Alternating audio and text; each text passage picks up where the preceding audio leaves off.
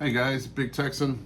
Wanted to kind of go over a reason why I collect certain action figures. And most of the time, I gotta have a connection to such figures, such character. It's Hulk Hogan, who I idolized as a kid, who I tell a story all the time. He reminds me of my father. Uh, just because my dad was a steel bender, swung a hammer all day, had the huge arms. He was balding on top, but he kept his hair long, kind of like the whole Hogan look. Uh, but there's other things too. I am a professional wrestler, and I do get to meet a lot of my idols growing up as a kid. Sometimes we share locker rooms. Sometimes we are on podcasts together. And sometimes I'm still a fan of this business. So sometimes I actually have to be a fan and go stand in line and get someone's autograph and get to meet them. And then sometimes that's either a hit or miss, whether you're going to have a good interaction with the guy or maybe he's having a bad day and you're not going to have a good interaction. I wanted to show you an action figure that I bought just because the interaction that I had with him when he came to town. WWE had came to town, and a Real American Beer came to town as well, and they were doing autograph signings. And they were doing autograph signings for Gunther. So I did pick up this package.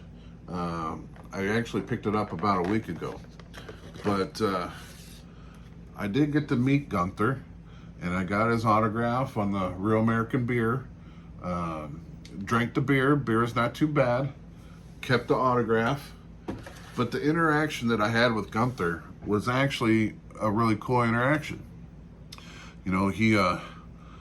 We weren't the first ones in line. We were probably number 50 and 52. And I expected by then he was going to be tired, tired of signing, tired of seeing people, knowing for the fact that he had to go wrestle the next day, because I think this was on a Saturday and he was wrestling, maybe it was later that night. So, that all factors into this. But we go through the line, and he is one of the nicest guys you can meet. It was weird because he was kind of shy and timid. I am a big guy. I'm almost, 6'3", and I'm, 350 pounds. That's my version that I see of people. It could be totally different how other people, like a 5'1" person, would see Gunther. But you see him on TV all the time and giving the chops, and he's a really good worker. And my interaction with him almost seemed like he was a little timid, a little shy. So I broke the ice and was talking to him about matches that I seen of him in, that I was in the wrestling business myself, and I had to come and meet him because, in this era of wrestling right now, he is one that I will actually, that I like and that I follow. And he's had that couple world titles. I really thought he should never have lost to Jey Uso, but I get it. Jey Uso is, the number one merch seller right now. But it just seems so weird that, Jey and Gunther had swapped titles a couple times just for Gunther to go against Goldberg. And I was really hoping that Gunther, through this interaction, I kind of got totally behind Gunther.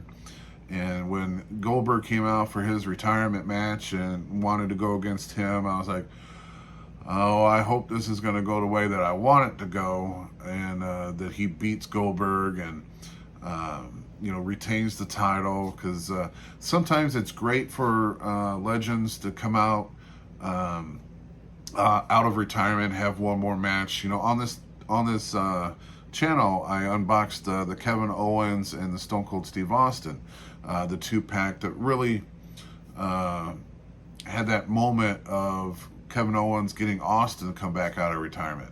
And I think that was a great match too. The difference is Goldberg came out of retirement, wanted this match, and wanted that heavyweight title on the line, or the world title on the line. And, you know, that's normally not how things go. You know, you got to work your way up to the world champion. But I know it was, you know, for the fans that they did this, and, you know, Goldberg's being his last match, you know, his last streak or last set of matches really didn't do too good. You know, the one with Undertaker, you know, where he got knocked out a few times, got a concussion or two, I think, in that match, and then almost broke Undertaker's neck. So I was hoping that Goldberg would have a good match too, along with Gunther, and I wanted Gunther to come on top because I wanted him to, the way they were setting up his matches, like he had lost to that announcer, his name is escaping me.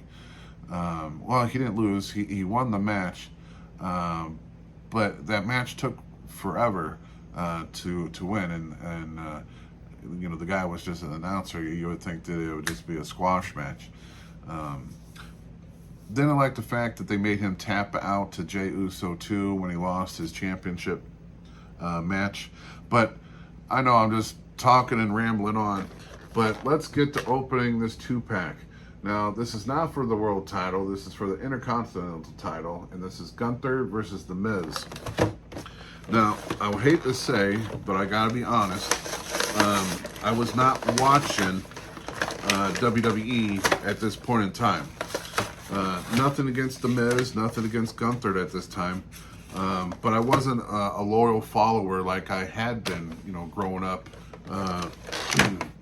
watching it in the 90s and, you know, late 80s, early 90s, and into the 2000s. But I wanted, and I don't collect a lot of the new guys, but just because the interaction that I had with Gunther, and I seen this 2-pack, and it was at Ollie's, and it was pretty cheap, I want to go ahead and display him in my cases, just because it was a great conversation that I had with him. Very nice, and we ended up getting the lady that was working for American Beer, you know, took my camera phone, and you know, they were saying only 1 or 2 pictures, but this lady, I probably walked out of there probably with a good 10 pictures. And it started all the way from me walking up, shaking Gunther's hand, having a little conversation with him, and then, you know, grabbing my case of beer and walking out. But it was a great conversation that we had. So this is The Miz. I always liked The Miz. I hated the fact the way The Miz got treated when he first came in.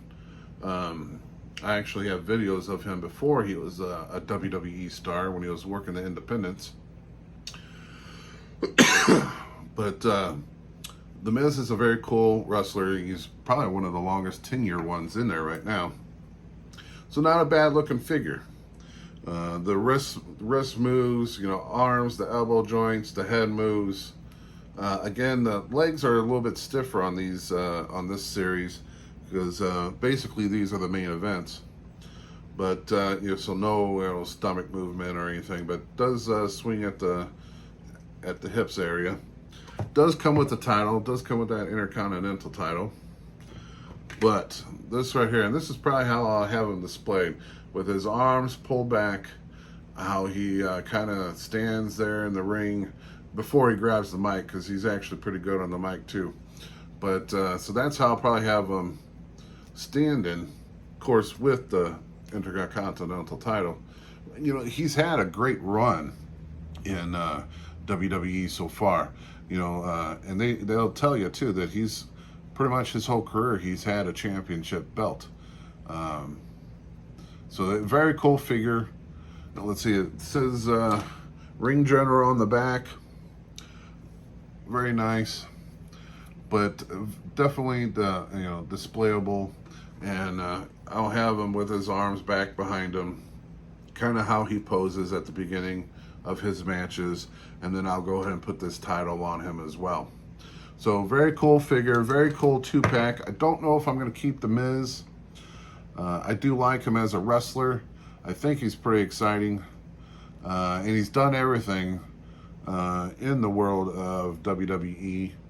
Haven't seen him much lately though here on TV, but very cool figure. But some figures I just don't hold that sentimental value behind, and definitely Gunther, the Ring General, holds that, just because we had, you know, probably a 5-minute conversation with a few pictures and got to shake his hand and got his autograph. It's stuff like that that actually brings people into watching it. You know, when you have opportunities to meet the superstars, or in my case, meet my heroes, because I've met Hulk Hogan many a times, and everyone says don't meet your heroes, that they'll, you know, not put you down, but disappoint you. I say bullshit. Meet your heroes, meet the legends, meet the future legends in this business. You might have one bad experience, but it's probably because they've been, you know, worked through the mill and they are having a bad day.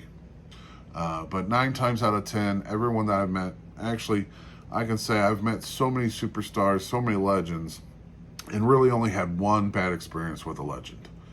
My ratio is really good. But definitely a cool pickup, cool 2-pack, comes with the title, and very cool experience, and I will be happy to display him in the cases.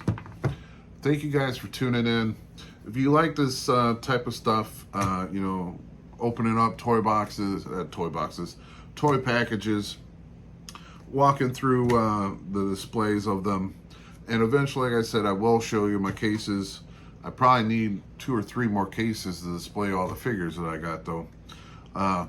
Do want to throw back to the first video, if you're catching them in the order that I'm actually putting them out.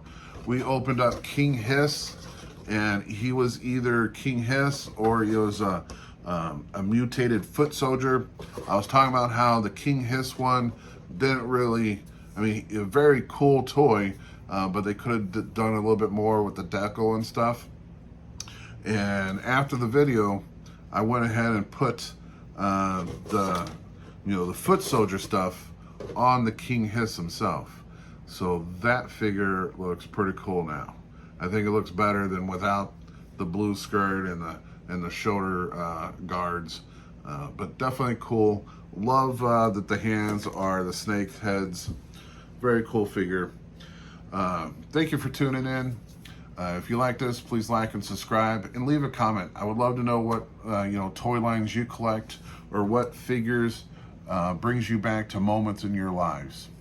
All right. Have a good night. Thank you.